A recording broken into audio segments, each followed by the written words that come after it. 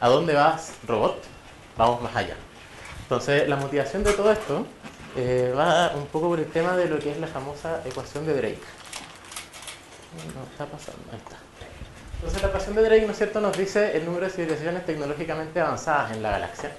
Fue planteada por Drake en el 1961 y es un montón de una multiplicación de varias variables.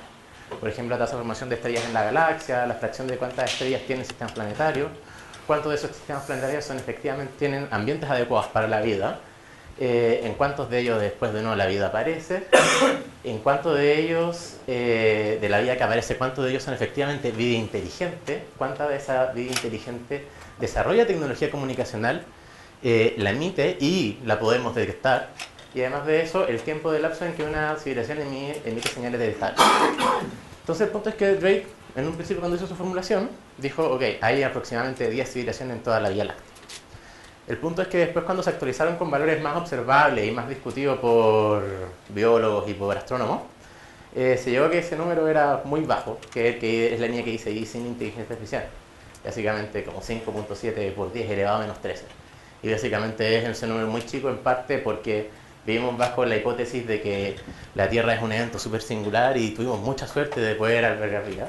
Y además de que muchas civilizaciones duran poco tiempo. Ahora, ¿qué pasa si es que en vez de eso consideráramos de que las civilizaciones desarrollan máquinas y estas máquinas exploran automáticamente por todo el universo y se empiezan a replicar? Si es que estas máquinas fueran suficientemente autosustentables, básicamente las máquinas podrían vivir mucho tiempo y estarían prácticamente colonizando todo el mundo y en ese estarían colonizando la galaxia, y entonces en ese caso llegaríamos a ese número muy elevado de 11 millones de civilizaciones tecnológicamente avanzadas. Entonces, dado que tenemos ese número tan alto, con la premisa de que hay máquinas automáticas que viajan por el universo, ¿dónde están? Porque todavía no las hemos visto. ¿Qué es lo que nos habla de lo que es la paradoja de Fermi? Dentro de las explicaciones dicen, bueno, las señales, quizás las otras civilizaciones emiten cosas que nosotros no podemos detectar.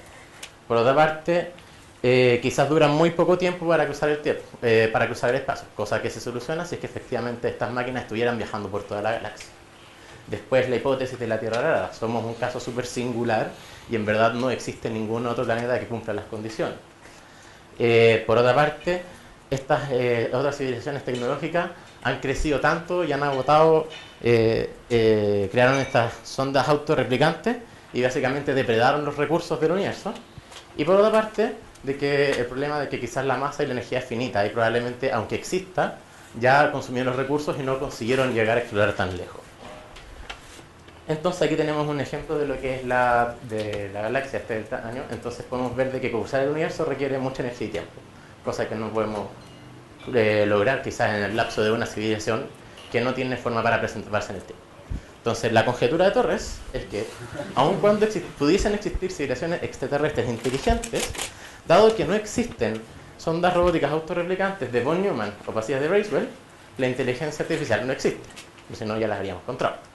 Explicaciones: nadie ha podido dotar a líneas de código con las capacidades de creatividad, autociencia y evolución, o probablemente los alumnos del profesor Torres no son capaces de crear verdaderos robots autónomos colonizadores del espacio, ni sondas autorreplicantes de von Neumann.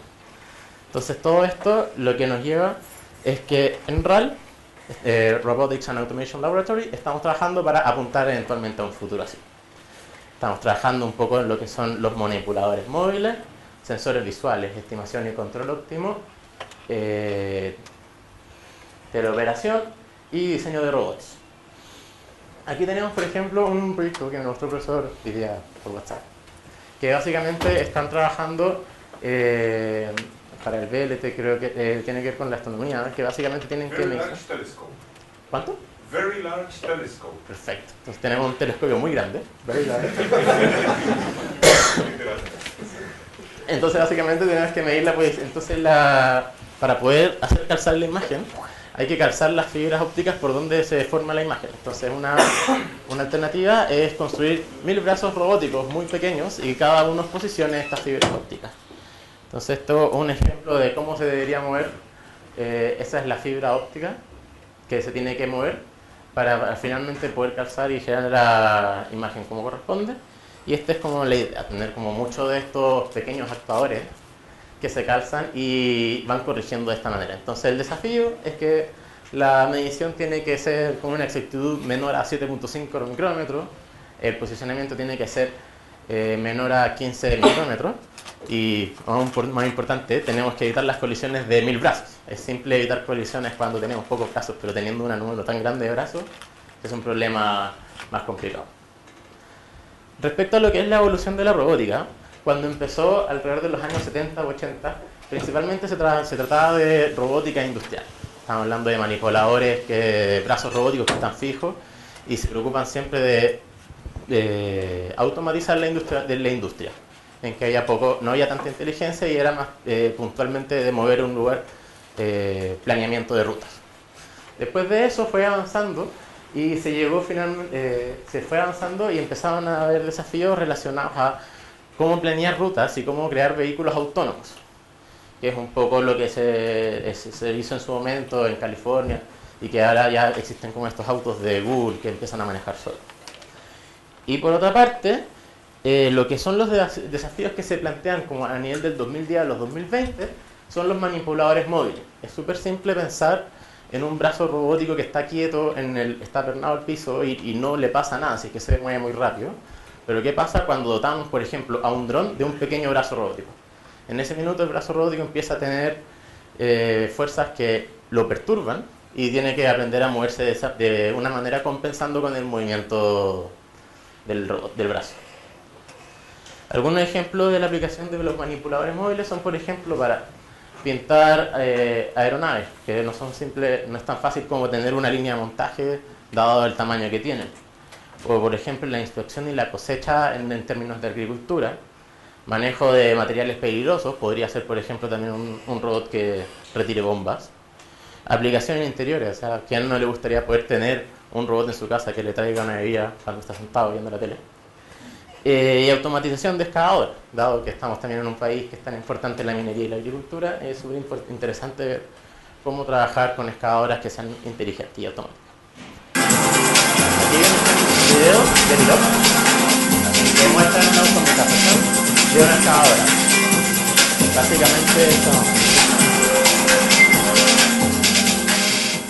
Entonces básicamente aquí lo interesante es que esto ya está aplicado y es un movimiento de una excavadora que básicamente dice vaya del punto A al punto B de forma automática y que ya no hay interacción humana en ese lapso. Ahora, otro ejemplo que se ha trabajado es sobre la reducción de perturbaciones basadas en el control. Aquí el desafío es mantener la pala de la máquina en torno a este punto de referencia, cosa de que cuando hayan perturbaciones del terreno, en la minería, no vaya rebotando la tierra y se caiga y se pierda así material en el camino. Ahí tenemos, por ejemplo, el control que se hizo en torno a una rampa. Se puede que cuando no hay control hay perturbaciones importantes. Entonces esta excavadora que vieron acá es la R3, es la excavadora autónoma que se ha trabajado a través de varios alumnos y tiene sensores de GPS, de IMU, de odometría, tiene LADARs, tiene electrónica para trabajar entre los señales y los actuadores, un control remoto, cámaras digitales y también una comunicación entre todos ellos. Sí. Entonces, aquí tenemos un ejemplo de cómo se ha trabajado. Aquí podemos ver que eso es lo que está dentro, que está manejando todo la máquina para hacer la comunicación. Y aquí tenemos el tamaño de lo que es realmente la excavadora. Se puede ver de que aquí, por ejemplo, se pueden ver los láseres. Y adentro de la excavadora está esa caja que está en la presentación anterior, en donde se veía cómo se muestran cómo se llega la electrónica para hallar las señales. Entonces un ejemplo de cómo funciona esto está en la excavadora y que está siendo operada desde este control remoto. Esto era una habilidad que no tenía en su principio la excavadora y se creo que fue realizada por antiguos alumnos que llevaron a cabo este hackeo y le metieron las señales.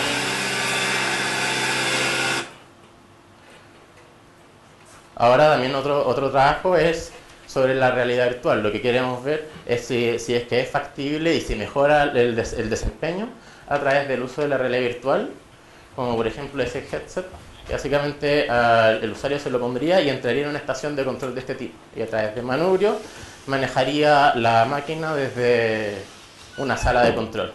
lejos del peligro. Esto sería la idea, como que el operador pudiera tener una visión encima de todo el mapa y pudiera trabajar desde una sala de control virtual. Y por supuesto siempre con el ambiente de mover las rocas. Por otra parte, otro trabajo es la estimación de carga, de cuánta se está cargando efectivamente en la máquina, y para esto se integraron estos sensores de torque. Y bueno, básicamente nos dice que fuerza igual a masa por aceleración. Entonces, conociendo cuál es la fuerza y conociendo la aceleración, debería ser posible estimar cuánto es la masa que está cargando la pala. Estos de acá son los sensores de torque que envían su señal hasta dentro de la cabina y se hacen las operaciones dentro de la cabina. Por lo tanto, también tenemos problemas de planificación óptima, vamos a ver bien rápido, en que se hacen path plan para cumplir cierto objetivo de pasar ciertos puntos, considerando costos por viajar en el mapa. Y de esta manera también se puede generar un algoritmo en que se integra la estrategia de harvesting y se generan rutas que deberían ser cumplidas por los robots. Y se generan así, y el robot conocería todo lo que tiene que hacer sin necesidad de trabajo. Y finalmente, bien respecto a la detección de resbalamiento, que es un problema, es inútil mantener a la máquina acelerando si es que la máquina no se está moviendo efectivamente. Es súper simple considerar esto cuando la máquina siempre se mueve, pero cuando ocurre esto, la rueda se está moviendo y estamos mal gastando benzina, que también es un problema tangente. Y después también está el desarrollo del modelo dinámico físicamente exacto, que tiene que ver con energía de vector espacial, que tiene cosas muy interesantes, bien complicadas a nivel matemático, y son desarrollos que fueron experimentos que se realizaron y después se hizo un modelo simulado, tanto para aceleración lineal como angular. Y respecto a lo que es básicamente agricultura, bueno, los desafíos son lo que ya estamos. Básicamente de labores repetitivas, el mundo está creciendo y la tierra arable está bajando, entonces es interesante poder trabajar de esa mejor manera y optimizarlo. Y aquí tenemos un gráfico de cómo está creciendo la población y está bajando la tierra arable, pero si estamos por menos espacio plantado, estamos produciendo más alimentos. Eso es una cosa muy buena. Y respecto a minoría, bueno, más autónomo o semioperado, y básicamente podemos ver de que en Chile se genera mucho cobre, y aquí tenemos algunas ideas de minera en donde hay vehículo autónomo. Es un problema real. Y creo que estamos, bueno, son desafíos optimizar el rendimiento respecto al costo y cosas así. Y estos son los tópicos: rendimiento, estimación de carga, eficiencia de combustible por ruta o por planificación de trayectoria o por resbalamiento, encontrar la pila de roca que hay que trabajar, ver si la realidad virtual mejora o no, colaboración humano-robot, diseñarlo y educar en el sentido de que hay que entrenar al futuro en general que puedan pelear contra estos desafíos. Agradecimiento a los profesores, a sus alumnos y a los fondos y Fondekit que han financiado esto, y a las empresas. Muchas gracias.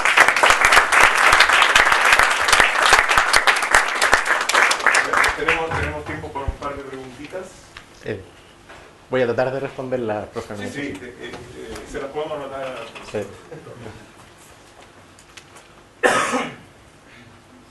Sí. ¿Una pregunta? Sí, yo. Una pregunta un poco troll. ¿No han pensado en la necesidad de tener energía distribuida aquí, vender la energía? Estoy pensando en la interacción, estoy promoviendo que haya interacción con otros profesores.